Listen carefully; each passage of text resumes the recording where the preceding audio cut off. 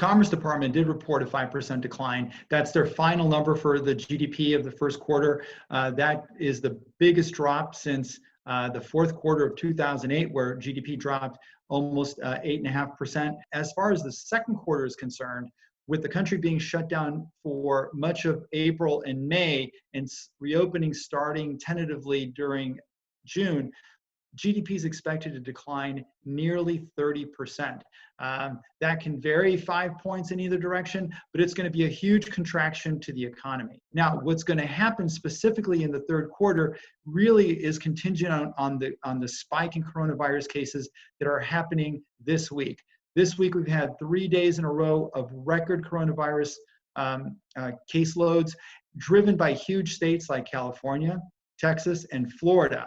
Those 3 states are looking at slowing down their openings.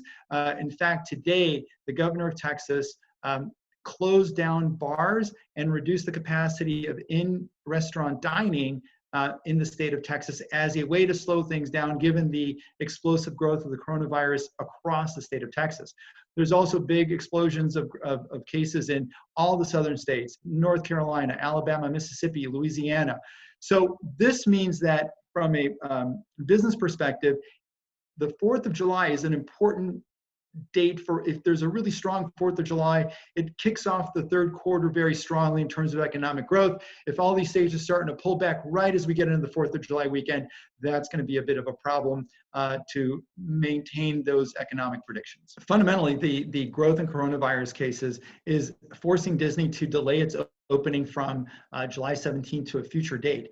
They're waiting for guidance from the state of California about reopening rules. Disney's lost millions of dollars in profits. They've got tens of thousands of workers who are waiting to come back. But the union here in Southern California, representing 17,000 workers at Disneyland, sent a letter to the governor and said, hey, we don't think it's a good idea to open at this time, given the explosion of COVID cases. The one part of the park that is going to open is going to be the downtown Disney. Those can open under the restaurant and retail guidance that the state has already set out. So that's scheduled to open July the 9th. The other part of Disney is going to be Florida. That's actually scheduled to open on July 11th.